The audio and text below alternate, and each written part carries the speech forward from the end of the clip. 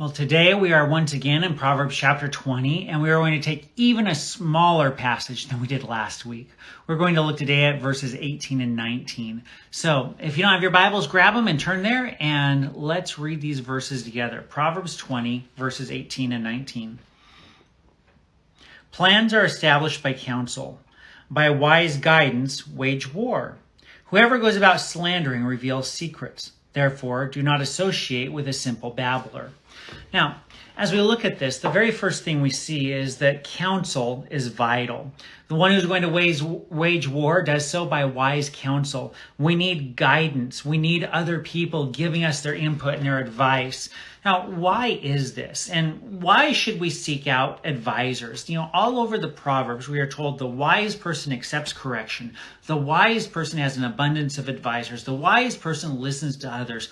Why do we need this? Why can't I just look and make up my own mind and go my own way? Well, I think a part of this goes back to God's creation design. So let's go back to Genesis chapter 1. Genesis chapter 1, beginning in verse 26, and we read through 28, says, Then God said, Let us make man in our own image, after our likeness, and let them have dominion over the fish of the sea, and over the birds of the heavens, and over the livestock, and over all the earth, and over every creeping thing that creeps on the earth. So God created man in his own image. In the image of God he created him. Male and female he created them. And God blessed them, and God said to them, Be fruitful and multiply, and fill the earth and subdue it, and have dominion over the fish of the sea, and over the birds of the heavens, and over every living thing that moves on the earth. All right, so now as we look at that, that tells us that in the beginning, God created humanity in his own image. Now, people have debated for centuries just exactly what constitutes the image of God. John Calvin, I like his answer. He says, we can look at humanity and say anything at all that is different about us from the animals is a part of the image of God, right down to the fact that animals look at the ground for food and people look up at the stars and worship. However, there are some main things that constitute the image of God. My view combines two other views. The first part of my view is that the image of God includes certain capacities that are unique in humans. Other creatures have similar capacities in some limited fashion, but they are different than the human capacities in their quality. There's a qualitative difference between, for example, human rationality and animals who can think, even the most sophisticated animals. So what are the capacities that are unique to humans as a part of being made in the image of God?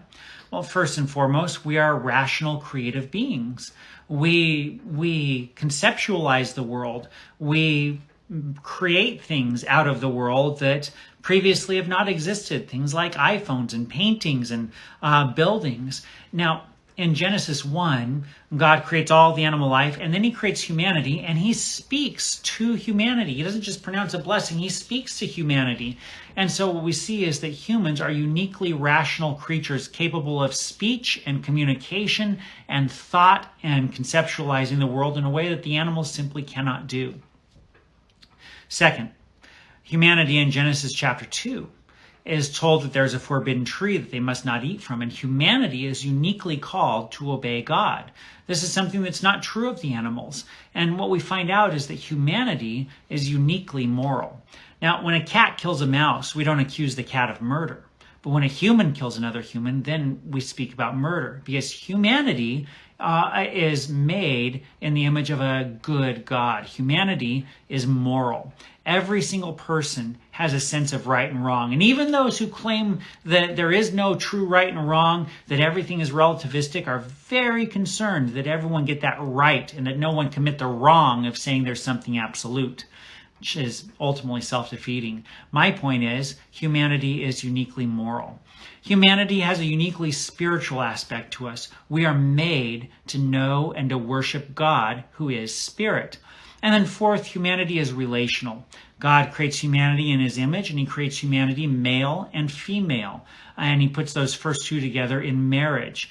And within that context, they reproduce and they multiply to fill the earth. Humanity is uniquely relational. We are made for relationships, beginning with marriage, extending to broader family units, extending to the level of tribes, and then cities, and then nations. Humanity is uniquely relational. Now, these capacities enable a certain role. Twice God said it in Genesis 1. Humanity is to have dominion over the earth.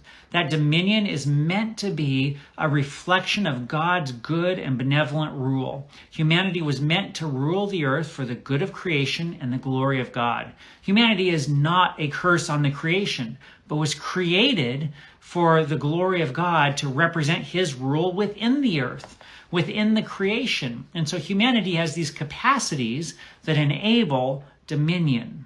Now, what's that have to do with our Proverbs passage today? Well, we read that we need counselors, that we need guidance to do anything. We need guidance to wage a war. We need guidance and advisors.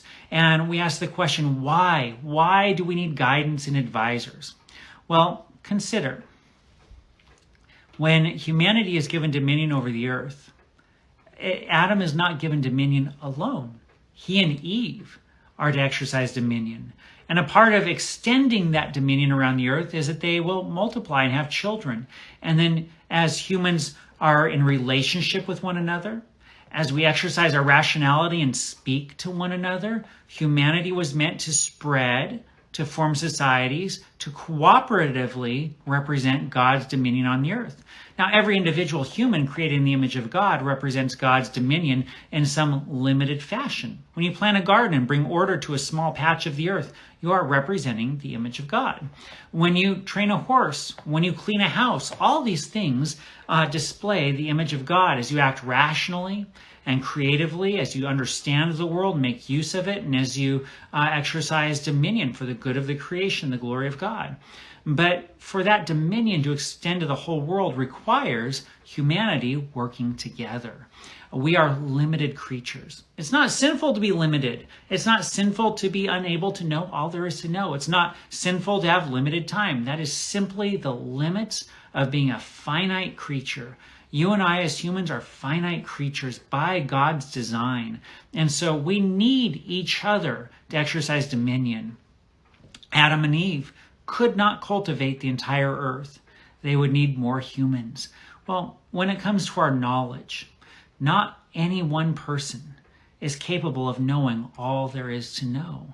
We simply don't have time to go out and know all there is to know. We don't have time to personally go out and run every test that there is that needs to be run. We don't personally have time to become experts in every single topic. And a quick Google search, by the way, does not make us experts.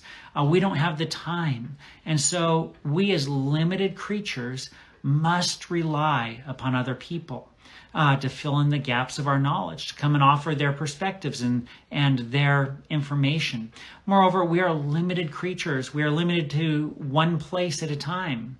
We are limited to a small perspective. I don't get to see everything from every perspective. And so I need other people with different experiences, other people with different perspectives to come in, other people with different expertise to come in. And then because we are rational creatures, because we are relational creatures, we pool our knowledge. We plan together. And when we cooperatively work together to share our knowledge and to plan and to execute something, then we more effectively exercise dominion. We more effectively represent God's rule over the earth than when any one of us tries to go it alone and do it as an individual. Just like it requires humanity as a whole to exercise dominion over the whole earth, representing God, so it requires a cooperative work of humanity to understand the world. I mean, you say, well, I know all about the world. I know about gravity. but we know about gravity because we stand on the shoulders of people who've studied it and examined it and named it. You say, well, I know the Bible, but we also stand on the shoulders of people who've studied it and who have taught us the Bible and taught us how to study the Bible. Human knowledge is a cooperative exercise. It's often flawed because we are limited creatures and we are also fallen creatures. And so sin gets in the way of correct knowledge. But in general, the more people, the more expertise we have among us, the more sure our knowledge will be, whether it is Christians studying the Bible together or scientists studying the earth. We need one another. And so we are meant to listen to the counsel of many people. Now, sin introduced another level of complexity because thanks to sin, we are sometimes selfish in our knowledge. We don't want to share. We are sometimes selfishly ambitious. We want to be first. And so we don't want many counselors because we want the credit for it. And as Christians, we need to overcome that desire.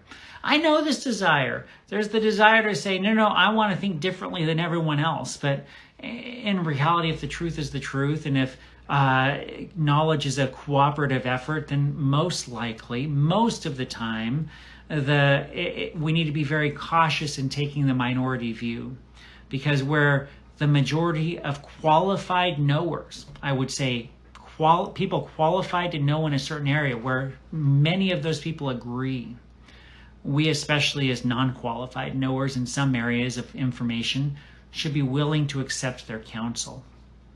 But we don't want to because we're proud. Other times we want something to be true, and so we ignore evidence and we overlook evidence because we want something to be true, or we don't want something to be true.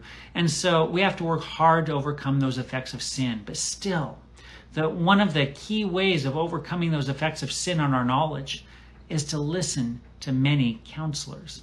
Now, on the flip side of this, verse 19 says, whoever goes about slandering reveals secrets, therefore do not associate with a simple babbler. This affirms for us that not all counsel is equal. The slanderer who goes around just trashing and criticizing, he says, don't listen to him. The babbler who just throws out lots of words but doesn't really know what he's talking about, don't listen to him.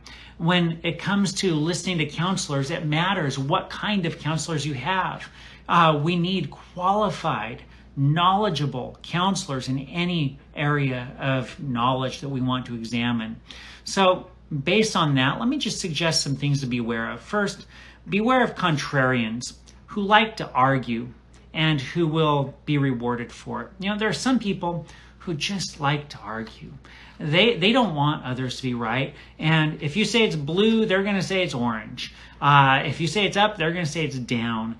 And in this age of social media, those kinds of people get wildly rewarded for such things, because there are people who don't want to hold to the consensus. If they can find anybody who can offer some kind of semi-plausible or even just a loud argument, they're going to applaud that person, because we are, as a culture, against the establishment. We are against institutions. We are against the consensus. We don't want counselors, and so we just look for people to confirm our own opinions. And so those who are contrarian, well, they'll find an audience. And in the age of social media, they will be wildly rewarded for being contrarian. And it's tempting to jump on that bandwagon and forget that this person who is so contrarian, they may just argue with everything, and they may not have a real solid basis for their knowledge. We need to be careful that we don't simply follow contrarians, and then we consider what rewards they are getting for being so argumentative. We need to be careful that we listen to qualified people. I've mentioned this already, but in any area of knowledge, listen to people who are qualified to know. For example, the History Channel does a really bad job of talking about the Bible. When they talk about the Bible on the History Channel, they do so as committed unbelievers, committed to viewing the Bible as a purely human document. And so they will say things about the Bible they wouldn't say about any other ancient document. In fact, if you took the statements made on the History Channel about the Bible and applied them to documents uniformly, we would have to deny all knowledge of the ancient world because we couldn't trust any ancient document. Well, you're going to talk about the Bible. talk to Bible scholars, talk to people who believe that it's true, talk to people who've studied it. Well, I was going to say sympathetically, but how about just impartially? Talk to people who believe in the Bible. If you're going to talk about economics, talk to economists and people who know. Listen to their opinions. If you're going to talk about disease, listen to those who are in a position to know. And I will add, the more experts from various parts of the world and various cultures agree, the more we should listen, the more cautious we should be in disagreeing with them. Where Christians, for example, have agreed about the meaning of some point in the Bible for 2,000 years all over the world in different times, cultures, and places, well, if I'm going to disagree with them, I need to have a superb reason to disagree with the entire church. And most likely at that point, I'm wrong. Now, when it comes to other fields of knowledge, just ask yourself, do experts around the world, by and large, agree to this? And if experts all over the world with different pressures on them and different cultures on them agree, well, then we as non-experts should be very cautious in saying that they are all wrong and somehow we as untrained individuals know.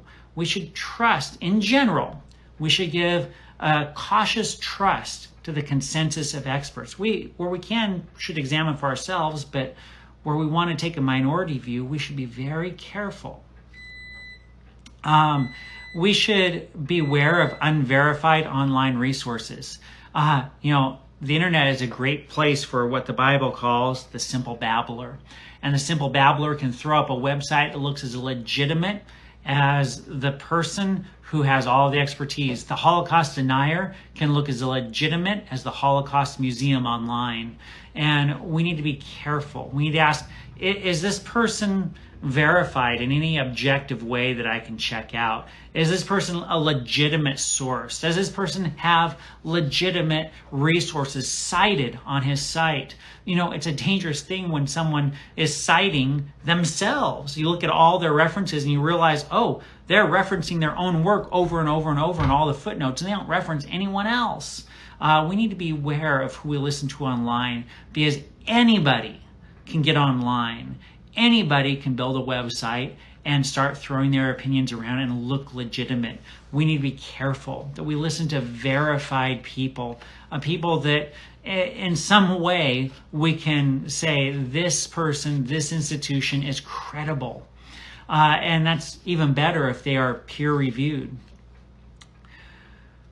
We should be careful not to be drawn in by slanderers. We live in an angry age. The Proverbs says, whoever slanders goes about revealing secrets. Don't listen to them. They're not the counselor you want. We live in an angry age. When we hear slanderers, we either want to shut them down because they're slandering our side, or we want to cheer because they're slandering on behalf of our side. And oftentimes what's lost is the truth. All we hear is the slander and we get angry at them, or we cheer for them and we get drawn in. And then the next thing we know, we're just agreeing with them because they are trashing the people we don't like. Proverbs says, don't listen to that person. You find the slanderer, don't listen to him, turn him off. There's a difference between being thoughtfully critical of some position held by people and being a slanderer. So for example, for a while, I enjoyed the Babylon Bee. It's a Christian satire site, but at some point, they simply became mean-spirited. I don't know if they still are, because at that point, I realized it wasn't good for my soul to be listening to them, so I unfollowed them and stopped looking at the Babylon Bee, because it went from being funny, it went from being satirical to being mean-spirited. And the temptation in that is just to say, yeah, they're trashing the people I don't like, but that's not good. We need to be seeking the truth. On the other hand, there are some websites I follow that look critically at ideas that people are putting out about the Bible. And in that case, they are not insulting, they're not demeaning, they are not mocking. They're simply saying, let's look at these things, let's compare them to the Bible. They don't hold up.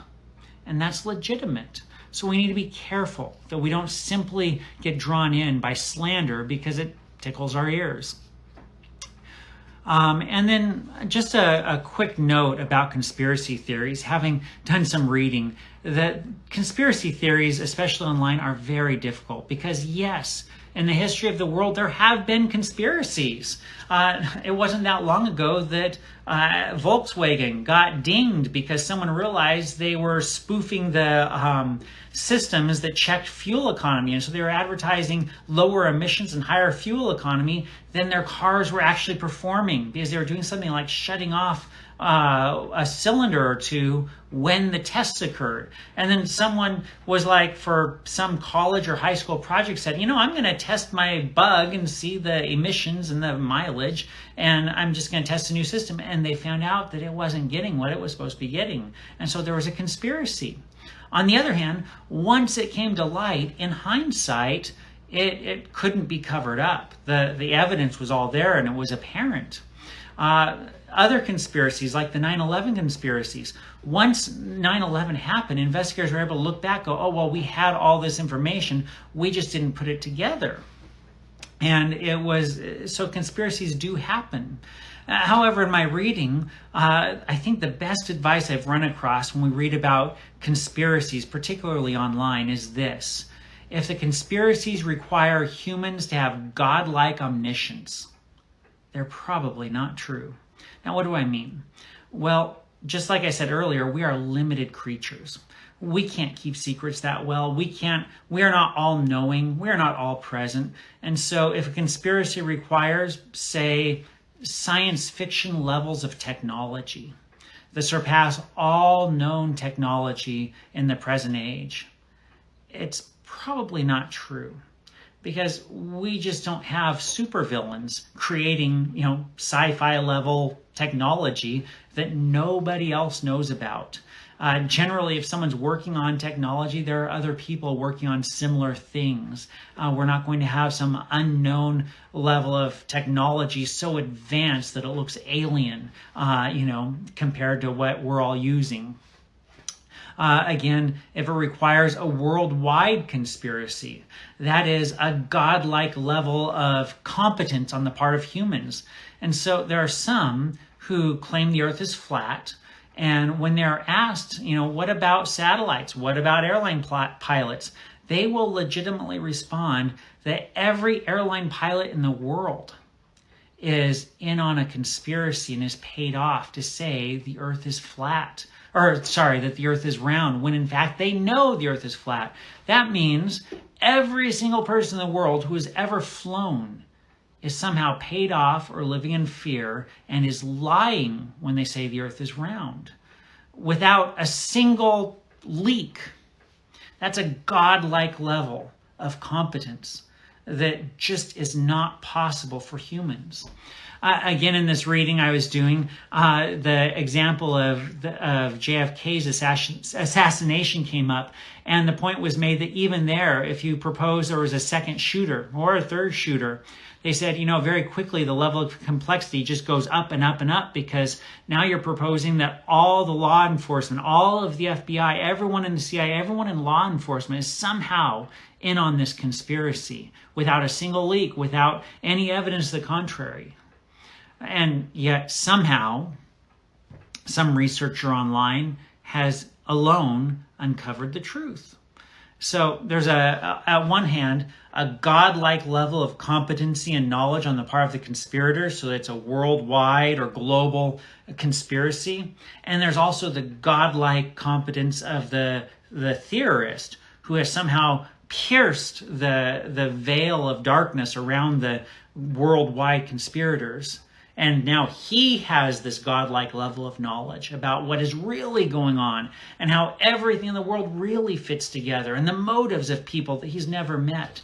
And so all of that is to say, when it comes to slanderers and babblers, when we read about things that would require godlike levels of competence and knowledge to pull off, and if they were real, it would require godlike levels of competence and knowledge to perceive, then we can usually dismiss those fairly quickly.